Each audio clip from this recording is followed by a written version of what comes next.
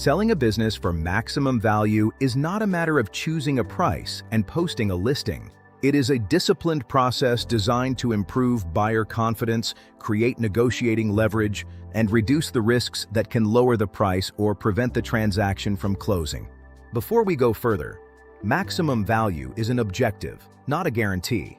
No advisor can promise what the market will pay, and value is not limited to the headline purchase price. A strong outcome also considers cash paid at closing, financing certainty, earnouts or seller notes, working capital, taxes, the owner's transition obligations, and the probability that the deal will actually close. The first step is defining what a successful exit means for the owner. Is the priority the highest possible price, more cash at closing, a shorter transition, protecting employees, keeping the real estate, retaining equity in the company, closing by a particular date? Those priorities affect which buyers should be approached and how competing offers should be evaluated.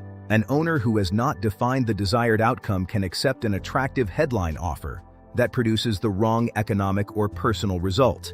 The second step is building a defensible financial foundation. For a smaller owner-operated business, that may mean calculating normalized sellers' discretionary earnings and documenting legitimate add-backs.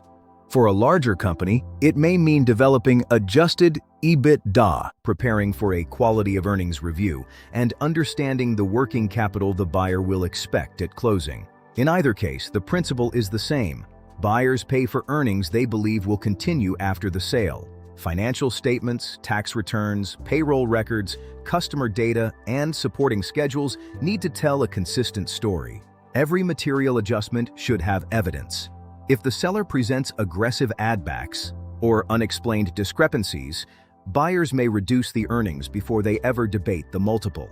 The third step is positioning the company around both opportunity and risk. Owners naturally want to emphasize growth, customers, capabilities, and future potential. Buyers will also examine customer concentration, owner dependence, management depth, margins, contracts, employee stability, recurring or repeat revenue, capital requirements, and the transferability of key relationships. Strong positioning does not mean hiding weaknesses.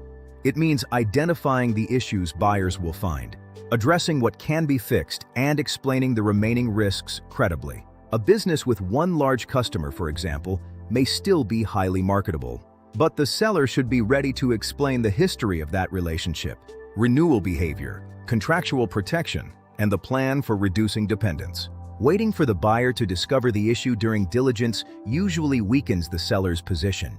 The fourth step is creating a credible market for the business. That does not mean exposing the company to everyone.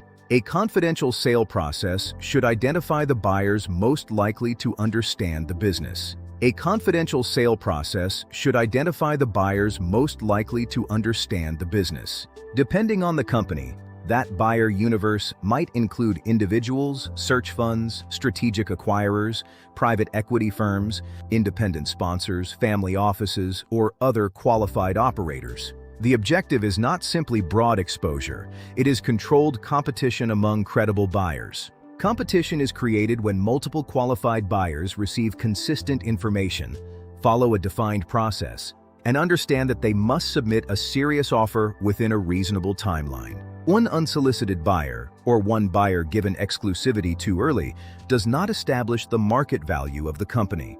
The fifth step is comparing offers on economics, risk, and obligations, not headline price alone. Imagine that buyer A offers $10 million. $7 million is payable at closing. $2 million depends on an earnout. $1 million is a seller note, and the offer remains subject to financing. Buyer B offers $9.4 million. $9 million is payable at closing. There is no earnout. The seller note is smaller, and the buyer has stronger financing certainty. Buyer A has the higher headline price. Buyer B may provide the stronger economic outcome. The correct conclusion depends on the earnout terms, credit risk, taxes, working capital, transition requirements, indemnification exposure, and the seller's priorities. That is why offers should be compared in a structured matrix covering cash at closing, financing, contingent consideration, rollover equity, working capital, escrows, representations, transition obligations, timing, and closing conditions. The sixth step is protecting leverage through diligence and closing. An accepted letter of intent is not the finish line.